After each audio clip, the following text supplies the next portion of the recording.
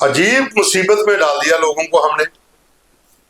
Programme था statehood, अब इसके ऊपर पशोपेश बना हुआ है। क्या कहें क्या ना कहें, नाम के साथ कहें या बिना नाम के कहें। मैसेज तो बहुत से आए, उसके ऊपर चर्चा भी करेंगे, पर बहुत से मैसेज हमने फिल्टर किए हैं। कुछ लोगों ने अपने नाम के साथ हैं, कुछ लोगों ने कहा कि नाम नहीं आना चाहिए, लेकिन हमने सारे ही फिल्टर करके कुछ ऐसे सवाल लिए हैं जो रेलिवेंट हैं और इस मुद्दे के साथ जिसके ऊपर हम बात कर सकते हैं। तो जैसा विकास जी ने शुरुआत में कहा कि अब इन दोनों से आप सुनिए कि क्या क्या इसके ऊपर सवाल हैं और क्या होना चाहिए, और बाकी ये एक डिबेट का इशू है, इसके ऊपर बात होनी चाहिए, और बात जो है वो तर्कों के साथ होनी चाहिए, वितर्कों के साथ नहीं। क्योंकि जो मुद्दा जो है ये जम्मू कश्मीर की डेमोग्राफी से जुड़ा हुआ है, आइडेंटिटी से जुड़ा हुआ है, एक पहचान, एक विरासत, और हमारे लिए एक प्राइड था, हमारा फ्लैग जो स्टेट का फ्लैग था। उस इन तमाम चीजों पे जो लोगों ने सवाल किए हैं उसके ऊपर हम बात करेंगे। तो दीपक से हम शुरुआत करते हैं। दीपक, पहला सवाल जो है। पवन जी, सबसे पहले तो सिटीजन माइक में हमारे सभी व्यूअर्स का बहुत स्वागत है। और दरअसल ये माइक हमारी नहीं है, ये माइक आप ही की है। जैसे हमने आपको अपने प्रोमो में भी कहा था कि ये माइक आपकी है, और आप, मुझे लगता है कि आज के रविवार से ये जो प्रोग्राम आप पहली बार देख रहे हैं, पहला एपिसोड, दूसरा एपिसोड आने तक आपके इतने सवाल हमारे पास आ जाने चाहिए, क्योंकि हम सोमवार को अगला प्रोमो भी लाएंगे कि अगला मुद्दा क्या होगा, कि कम से कम हमारे पास भंडार और हम बात खुल के कर पाए। हालांकि इस बार भी जैसे पवन जी ने कहा, हमारे पास बहुत सवाल आए हैं, और कई चीजों में तो ऐसा हुआ है कि 5-7 लोगों ने एक ही सवाल रखा है, तो इसलिए हमने उसे जो है कन्फाइन किया है एक उसके लिए।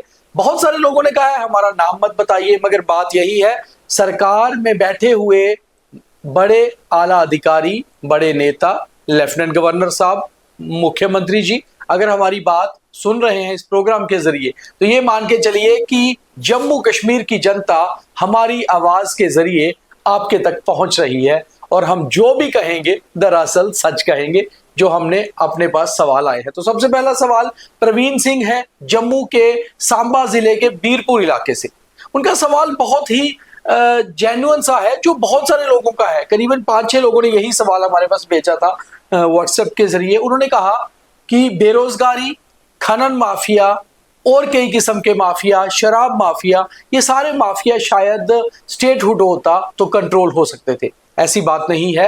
हालांकि हमने अपनी तरफ से जो तर्क रखा है, हमें लगता है कि आज भी बेहतर कंट्रोल एडमिनिस्ट्रेशन और पुलिस एडमिनिस्ट्रेशन का है, मगर जनता को ये लगता है कि अपना यहाँ पर जम्मू कश्मीर का स्टेटहुड हो तो कम से कम यहाँ की सरकार ज्यादा खुल के फैसले ले पाती है। पवन जी, इसके ऊपर बात की जा सकती है, आपको क्या लगता है? इसके ऊपर सीधी बात है, जो प्रवीण ने सवाल किया ना, उसमें मैं एक चीज पे सहमत हूँ। जो माफिया खनन है ना, जब यहाँ पर सरकारें थी उस समय इतनी लूट नहीं थी। आज के जमाने में आप अपना घर नहीं बना सकते, आपको रेत बजरी सोने के भाव में मिल रही है, इस चीज पे मैं एग्री हूं। और दूसरा, शराब माफिया, वहां पर भी तबाही है। अब देखिए, लोगों के पास मुद्दे हैं, लोगों के पास सवाल हैं। अब लोगों ने सवाल हमें भेजे हैं, ये सिर्फ एक प्रवीण का नहीं है, इसके साथ जैसा आपने कहा बहुत से लोगों का ये सवाल था।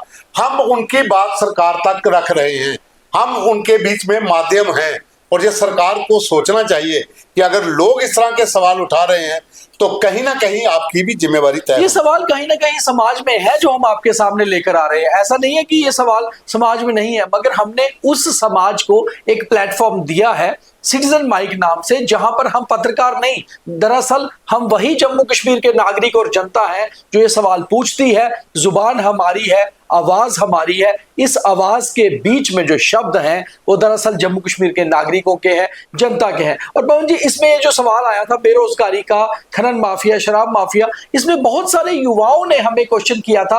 उन्होंने कहा था कि हम कॉलेज या यूनिवर्सिटी के छात्र हैं, इसलिए हमारा नाम मत लीजिए, मगर बेरोजगारी एक बहुत बड़ी दिक्कत लगातार बनती जा रही है। जब राज्य था तब भी बेरोजगारी थी, आज जब यूटी बन गई आज भी बहुत ज्यादा अवसर नहीं बच्चों को मिल पा रहे। और इससे बड़ा सवाल इन बच्चों ने उठाया है कि आप देखिए कि पिछले 6-7 सालों में कितने ज्यादा घोटाले हो गए। सब इंस्पेक्टर्स भर्ती होने थे, प्रोबेशन पीएसआई का घोटाला, उसके बाद फाइनेंस डिपार्टमेंट में असिस्टेंट्स का घोटाला, फायर सर्विसेज में नौकरियां निकली उसमें घोटाला। तो आखिर एक युवाओं का विश्वास सा उठता जा रहा है। जम्मू कश्मीर में अगर स्टेटहुड वापस हो तो कम से कम हम सीधे मुख्यमंत्री से क्वेश्चन करें और उन्हें कहें कि आप रिस्पॉन्सिबल हैं, जो भी कुछ हो रहा है यहाँ के मंत्री रिस्पॉन्सिबल हैं। और ऐसे में अब हम अगर यहाँ की चुनी हुई सरकार से सवाल करते हैं तो वो सब कुछ डाल देते हैं कि जनाब पावर्स तो लेफ्टिनेंट गवर्नर के पास है। तो कहीं ना कहीं सरकार बच नहीं सकती अगर स्टेटहुड हो, इसलिए स्टेटहुड हमारा होना जरूरी है। देखिए, अपना अपना तर्क हो सकता है, लेकिन एक मैसेज है जो एक और हमने लिया है। अभिनंदन दूसरे भारद्वाज सवाल पे आते हैं। दूसरा सवाल जो अभिनंदन भारद्वाज है वो जम्मू सिटी से ही है। उनका तो एक क्लियर फंडा है। उन्होंने कहा कि किसने कहा स्टेटहुड नहीं देंगे, सेंटर ने कहा हम देंगे, लेकिन हालात पर निर्भर रहेगा। देखिए, इसमें दो चीजें हैं। एक तो प्रॉमिसेस हैं जो 2019 से हैं, और एक तरफ वो लोग हैं जो स्टेटहुड मांग रहे हैं। वो बीच में भी एक जनता है जो डिसाइड ही नहीं कर पा रही कि हमें कहना क्या है, क्योंकि कहीं ना कहीं वो लोग इस दुविधा में फंसे हुए हैं कि अजीब मुसीबत में फंसा दिया, ना तो यस कर सकते हैं ना तो नो कर सकते हैं, और बीच में फंसे हुए हैं। और ये सवाल इन्होंने कहा है कि भारत की जो सरकार है, जो इस समय भारतीय जनता पार्टी की केंद्र में सरकार है, उन्होंने कभी कहा ही नहीं कि हम नहीं देंगे। भाई हम देंगे, तो वही हिसाब है कि देंगे तो देंगे कब। जम्मू कश्मीर के मुख्यमंत्री भी कह रहे हैं कि अमित शाह कहते हैं कि देंगे, लेकिन देंगे कब। जितने भी टूर जहां पर हुए हैं, बाहर के नेता बड़े आते हैं, कहते हैं बहुत जल्द आपको स्टेटहुड मिलने वाली है, लेकिन कब मिलेगी। सवाल यहां पर आके खत्म हो जाता है कि कब मिलेगी। और लोगों की उम्मीदें इसी पर टिकी हुई है, वो चाहे कांग्रेस हो, पीडीपी हो, एनसी हो, तमाम जो राजनीतिक दल जम्मू कश्मीर में है कि कब मिलेगी। जी, आपने बिल्कुल सही कहा। जैसे ये सवाल लोगों ने हमें किए हैं कि सरकार तक जरूर पहुंचाइए कि कब मिलेगी, तो ये सवाल बहुत सही भी है। क्योंकि एक तरफ तो हम ये बात करते हैं कि पिछले 6 सालों से जम्मू कश्मीर एक नया जम्मू कश्मीर बना है या फिर उसकी ओर आगे अग्रसर है, विकास हो रहा है, हर तरफ डेवलपमेंट दिख रही है। तो ऐसा नहीं है कि स्टेटहुड मिलने से वो रुक जाएगी। दरअसल स्टेटहुड मिलने को लेकर लोगों को ये सवाल है कि ये सारा कुछ आप करिए। केंद्र की मदद हमेशा से हर राज्य को रहती है और जम्मू कश्मीर राज्य को हमेशा से खास भी माना जाता था क्योंकि हमारा एक स्पेशल स्टेटस था। आपने वो स्पेशल स्टेटस हटाया, लोग उसको लेकर कोई दिक्कत नहीं। आज कश्मीर में भी लोग कहते हैं कि 370 वापस ना आए ना सही, स्टेटहुड वापस आना जरूरी है। क्योंकि अपना स्टेटहुड होना, अपने स्टेटहुड होने का मतलब ये होता है कि हम जिस घर में रह रहे हैं दरअसल उसमें हमारी 4 दीवारी है, हमारा गेट है। ऐसा नहीं है कि हमारा घर ओपन पड़ा हुआ है और पूरे मोहल्ले की जगीर है, ऐसा लोगों को नजर आता है। और दूसरा पवन जी, मुझे लगता है इसमें एक चीज और थी, 370 वाला मुद्दा तो खत्म ही हो गया, उसके ऊपर कोई बात ही नहीं कर रहा। अच्छा, बड़ी बात है। हमें सवाल जम्मू से नहीं, कश्मीर से भी कुछ लोगों के आए हैं। हालांकि बहुत सारे लोगों ने कहा कि हमारा, शायद उनको ये भी लगता होगा कि ये पहला एपिसोड है, इसमें देखें। और ये बहुत क्रिटिकल मुद्दा भी कुछ लोगों को लगता है स्टेटहुड को लेकर। कई लोगों को ये लगता है कि ये सही समय है स्टेटहुड मिलने का, क्योंकि स्टेटहुड का उन चीजों से लेना देना नहीं है जो बहुत छोटे लेवल पे हो रही हैं। क्योंकि छोटा मोटा आप ये कहिए यहाँ पर अपराध रुक जाएगा तो स्टेटहुड देंगे, ऐसा नहीं है कि कभी अपराध बिल्कुल खत्म होगा, क्योंकि ये चीजें सोसाइटी में चलती रहती हैं। आप ये बोलेंगे टेररिज्म, तो पाकिस्तान हमेशा से टेररिज्म ऐसा नहीं है कि जम्मू कश्मीर में ही हो रहा है। आप देखिए पंजाब, उत्तर प्रदेश, अभी दिल्ली में पिछले साल ब्लास्ट हुआ, 6 स्टेट्स में जो है वो पूरा टेरर नेटवर्क फैला हुआ था। अगर हम इसकी बात करें ड्रग माफिया की, तो वो भी हमारे पड़ोसी राज्यों में भी है। तो स्टेट गवर्नमेंट का होना, स्टेट के ऊपर एक पकड़ होना जरूरी है। मगर बहुत इंपॉर्टेंट चीज है पवन जी, यहाँ पर राजू शर्मा जी शहर के एक बाहरी इलाके से आते हैं, उनका जो सवाल है वो भी बहुत अहम है। उनका ये मानना है कि जरूरत नहीं है स्टेटहुड की, मगर उन्होंने एक बहुत अच्छी बात कही है। उन्होंने कहा कि अगर केंद्र सरकार को जम्मू कश्मीर को स्टेटहुड नहीं देना था, हालांकि वो भी मानते हैं नहीं होना चाहिए फिलहाल, तो फिर चुनाव भी नहीं करवाने चाहिए थे। पूरा कंट्रोल लेफ्टिनेंट गवर्नर के पास रखना चाहिए था तब तक जब तक स्टेटहुड नहीं मिलता। जब स्टेटहुड देने का आपका मन था या आपको लगता है हालात ठीक है, तो आप चुनाव करवाते, सरकार कोई भी आती, क्योंकि सरकार लोग चुनते हैं। लोगों ने उमर अब्दुल्ला को चुना, चाहे वो जम्मू के हों चाहे कश्मीर के हों, और उन्हें मुख्यमंत्री बनाया। स्टेटहुड का चुनी हुई सरकार से लेने देना डायरेक्टली नहीं होना चाहिए, उसका डायरेक्टली हालातों से होना चाहिए। और राजू शर्मा जी के सवाल के साथ साथ बहुत सारे लोगों ने और भी सवाल भेजे लेफ्टिनेंट गवर्नर का कंट्रोल। हाँ, इसमें एक चीज और भी अच्छी है कि वो कहते हैं कि फुली कंट्रोल, क्योंकि अगर हालात ठीक नहीं है, आप स्टेटहुड नहीं दे सकते, तो फिर हालात ठीक नहीं थे तो चुनाव कैसे होंगे? आपने चुनाव करवाए तो हालात ठीक थे, अब चुनाव अगर करवा लिए है तो हालात कहाँ खराब हो गए? सरकार का गठन हो गया है तो आप स्टेटहुड दे दीजिए, जब स्टेटहुड होगी तो उसी तरीके से काम भी होंगे। लेकिन कहीं ना कहीं मुझे ये लगता है कि ये एक पॉलिटिकल भी स्टंट हो सकता है कि चुनाव हो गए। आपको ये क्या लगता है, आप इसके साथ एग्री करते हैं कि पूरा कंट्रोल ही लेफ्टिनेंट गवर्नर के पास होता है? नहीं होते? नहीं, ऐसा नहीं। देखिए, हालांकि राजू जी का अपना पर्सनल सवाल है, उनका अपना हो सकता है। डेमोक्रेसी बहुत जरूरी है, चुनी हुई सरकार होना बहुत जरूरी है। आपके पास पंच से लेके सरपंच, सरपंच से बीडीसी, डीडीसी, ये एक जो सर्कल है पंचायत का वो जरूरी है। आपकी निकाय चुनाव जरूरी है, आपके नगर निगम के चुनाव जरूरी हैं, आपका मेयर होना बहुत जरूरी है, क्योंकि आपकी बात नीचे से लेकर आवाज ऊपर तक पहुंचाने वाले ये रास्ते में स्टेप्स हैं, इनके जरिए आपकी बात जाती है। तो यही एक डेमोक्रेसी का एक खूबसूरत गुलदस्ता है। अगला सवाल किसका? अगला सवाल जो है वो अशोक लंगर है अखनूर से। इन्होंने लिखा है कि स्टेटहुड मिलनी चाहिए, लेकिन मिले तो फुल पावर के साथ मिले। ये ना हो कि डबल इंजन की सरकार हो, कहें कि पावर तो मिल गई लेकिन हमारी फाइलें अभी भी उतरा। और इनका एक तर्क ये भी है कि ब्यूरोक्रेसी जो है वो अभी हावी है, उस वजह से लोगों के सिर्फ अशोक जी का ये सवाल नहीं है, कुछ और लोगों ने भी इस बारे में लिखा है। जैसे हमारे पास श्यामलाल गुप्ता है, हमारे पास राकेश शर्मा है। ये 2-3 लोगों ने एक बात बहुत सही लिखी है। उन्होंने कहा है कि आप स्टेटहुड जब देते हैं उसमें एक खास चीज ये रहती है कि आपके जो ब्यूरोक्रेट होते हैं, आईएएस अधिकारी, आईपीएस अधिकारी, खैर जम्मू कश्मीर एडमिनिस्ट्रेशन सर्विसेज या पुलिस सर्विस वो तो लोकल हो गए, जेकेएस, जो आईपीएस और आईएएस आते हैं, आईआरएस आते हैं, आईएफएस आते हैं, उनको एक चीज बहुत साफ तौर पे पता होती है कि हमें एक आर्डर मिल गया जम्मू कश्मीर का, अब हमें अपनी पूरी नौकरी यहां करनी है, नहीं तो सेंटर की डेपुटेशन पे जाना है। हमें ऐसा नहीं है कि यहां से तुरंत दूसरी यूटी, तीसरी यूटी में जाना है। उस मामले में वो लोग ये मान के चलते हैं कि हमें अपने 25-30 साल यहां बिताने हैं, हमें लोगों से भी लाइजन रखना है, हमें लोकल लीडर से भी लाइजन रखना है, और हमें यहां कुछ विकास करके आगे बताना है, ताकि हम जब सेंट्रल डेपुटेशन पे जाएं तो हमें अच्छी डेपुटेशंस मिले इस हिसाब से कि हमने यहाँ अपने विभागों में अच्छा काम किया। वो एक चीज जो है ना वो बहुत मिस हो रही है जब तक कि यहाँ प्रॉपर स्टेटहुड नहीं है। और यही एक कारण है, यही एक रूट कॉज बनता जा रहा है कि लोगों को लगता है हम एसडीएम के पास जाते हैं, डीसी के पास जाते हैं, डिविजनल कमिश्नर के पास जाते हैं, सेक्रेटरीज के पास जाते हैं, वो हमारी बातों पे ध्यान नहीं देते, क्योंकि उनको लगता है कि हमें तो सेंट्रल सरकार को जवाब देना है, हमें लोगों से क्या लेना देना। ये एक बहुत बड़ी बात है किसी भी स्टेट और यूटी में। ये फर्क बहुत बड़ा है। इसमें एक चीज और भी है, आप पहाड़ी इलाके, दूर दराज के इलाकों में जो एसडीएम लगे हैं, जहाँ डीसी लगे हैं, वो आईएएस जो अधिकारी हैं वो अदर स्टेट से हैं, उनको इंग्लिश आती है, हिंदी भी आती है, लेकिन कुछ ऐसे पहाड़ी इलाके हैं जहां पर हमारे लोगों को हिंदी नहीं आती, वो अपनी रीजनल लैंग्वेज बोलते हैं। अब उनको समझाने के लिए भी दिक्कत रहती है। तो स्टेटहुड होगी तो कम से कम वहां लोकल अधिकारी जेकेएस होंगे जो डिप्यूट होंगे, तो वो मैक्सिमम सभी लैंग्वेज को जानते भी हैं। नहीं, वो ऐसा नहीं, वो यहाँ पर भी लगा सकते हैं पवन जी, पर ये बहुत बड़ी बात है कि एक जो अधिकारी नौकरी करने आता है उसको पता होता है कि मुझे कई साल यहाँ बिताने हैं, ये एक मुझे स्टेट का ऑर्डर मिला है, और फिर डोमिसाइल भी लेना है। हाँ, फिर डोमिसाइल भी लेना है, मुझे हो सकता है यहीं सेटल होना, जैसे पहले हुआ। बहुत सारे आईएएस आईपीएस अधिकारी जो पुराने काडर के थे जेएंडके के, यहीं रह गए, उन्होंने अपने बच्चों की शादियां तक यहीं कर दी। तो वो एक रिश्ता बन जाता है पवन जी, वो रिश्ता बहुत जरूरी है बनना किसी भी अधिकारी का उस काडर के साथ जिसमें वो पोस्ट हुआ है। अब चलते हैं एक और अगले सवाल की ओर। तो अगला सवाल असीम चौधरी ने भेजा है, और असीम चौधरी के साथ पुंछ से है, इनका सवाल पुंछ से आया, और पुंछ रजौरी के 5-7 और लोगों ने भी ऑलमोस्ट सेम सवाल पूछे। मैं आपको सवाल बताता हूं, फिर हम अपना तर्क इसके ऊपर रखेंगे। असीम चौधरी का कहना है कि पूरी स्टेटहुड मिलनी चाहिए। पूरी स्टेटहुड मिलने का सीधा कारण उन्होंने ये बताया कि दरअसल जो चुनी हुई सरकार होती है उसको हम चुन के भेजते हैं। उसमें मान लीजिए किसी जिले से 4 विधायक किसी पार्टी के आ गए, दूसरे से किसी पार्टी के आ गए, तीसरे से 2-4 निर्दलीय आ गए।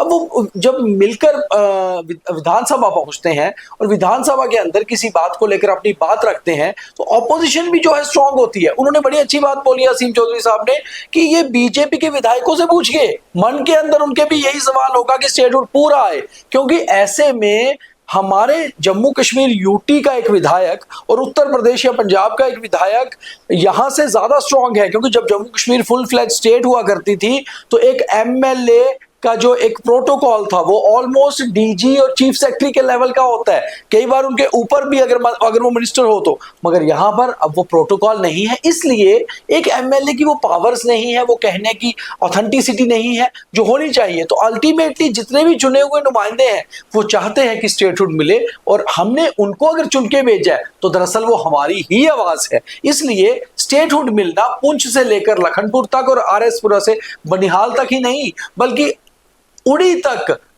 आपका गुरेज तक, हर जगह लोगों की ये कॉमन मांग है। और अब तो जम्मू कश्मीर दोनों रीजन एक प्लेटफॉर्म पे हैं। इसमें एक चीज और इन्होंने बड़ी मजेदार लिखी है, कहा कि आवर प्राइड आवर फ्लैग। देखिए, अधिकांश जो स्टेट्स हैं वहां पर कार्यक्रम होते हैं, तो जैसे जम्मू के हमारे जो लोक भवन है इस बार, वहां पर राजभवन जो है जिसे हम एलजी साहब का कहते हैं, वहां पर कार्यक्रम होते हैं। वहां पर बिहार दिवस मनाया जाता है, झारखंड दिवस मनाया जाता है, तो स्टेट का फ्लैग भी होता है। तो हमारे जम्मू कश्मीर यूटी का वही बात होती है, वो हमारा प्राइड, वो हमारा गर्व, वो का है। वो इनका एक अच्छा मुझे लगा कि हमारा एक अपना फ्लैग था, वो अब कहाँ गया। एक बड़ी अच्छी बात इन्होंने और इसमें मेंशन की हुई है। इन्होंने कहा है कि हम जम्मू कश्मीर यूटी के लोक भवन में कभी हिमाचल प्रदेश का फाउंडेशन दिवस, तो कभी अरुणाचल प्रदेश का फाउंडेशन दिवस, कभी उत्तर प्रदेश का, तो कभी गुजरात का, वो मना रहे हैं। मगर हमें पता ही नहीं है कि अब हमारी स्टेट कब बनेगी और हमारा फाउंडेशन डे स्टेट का नया कब आएगा, ताकि हम उसको सेलिब्रेट कर पाए जो हमारा प्राइड है। तो बात तो बहुत सही कही है, और यही बात पवन जी मुझे लगता है हर गुज्जर बकरवाल, हर कश्मीर के कश्मीरी हिंदू या कश्मीर के मुस्लिम या जम्मू के डोगरे, ये हर एक के दिल में है, क्योंकि स्टेट सबकी है।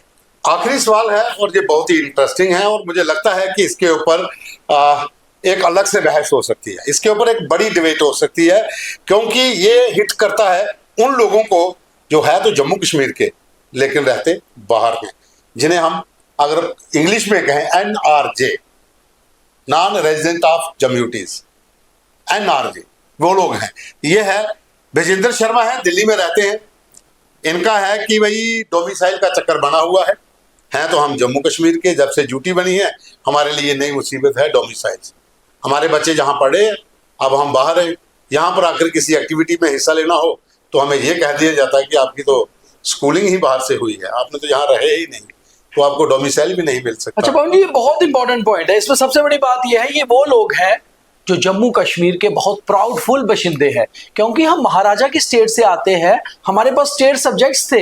हम बाहर बाकी स्टेट्स में कहा करते थे कि we are state subject of Jammu and Kashmir, और वो स्टेट सब्जेक्ट हम संभाल के रखा करते थे अपने घर के लॉकर के ब्रीफकेस के अंदर, क्योंकि हमें जब भी कभी जमीन खरीदनी, गाड़ी खरीदनी, ग्रेजुएशन करनी, नौकरी लेनी, वो चाहिए होता था। आज उन बच्चों के दिल्ली में, गुड़गांव में, केरला में, कर्नाटका में, मुंबई में, जहां जहां डोगरे बैठे हुए हैं, वो ब्रीफकेस के अंदर ही स्टेट सब्जेक्ट बदल गए, और उसके बाद आगे डोमिसाइल। अब वो डोमिसाइल बनाने के लिए उन युवाओं को यहां आकर ये बताना है कि वो यहाँ पढ़े हैं, वो यहाँ 1 साल के लिए रहे हैं, मगर वो बच्चे यहाँ नहीं पढ़े, पैदा यहाँ हुए, इसी स्टेट के प्राउड डोगरास है। आज उन डोगरास को अपनी स्टेट को लेकर कुछ कमजोरी फील होती है कि हमारी सबसे मजबूत स्टेट मानी जाती थी, इसलिए स्टेटहुड बहुत जरूरी है।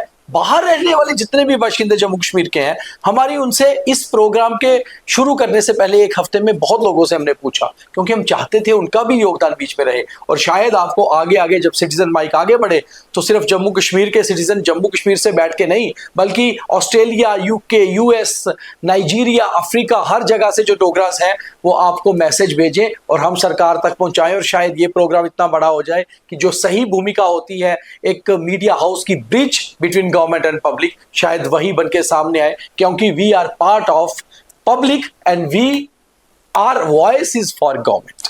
देखिए, इसमें एक चीज क्लियर है कि जो लोग जम्मू कश्मीर से बाहर चले गए, नौकरी करते हैं या वहीं पर सेटल हो गए हैं, तो यहाँ के नागरिक, उनके पास स्टेट सब्जेक्ट थे, लेकिन अब वो स्टेट सब्जेक्ट किसी काम के नहीं है, क्योंकि वो किसी किसी जगह पर काम आ सकते हैं, लेकिन डोमिसाइल के इशू के, जो डोमिसाइल का मुद्दा है, उसे लेकर वो लोग पशोपेश में हैं।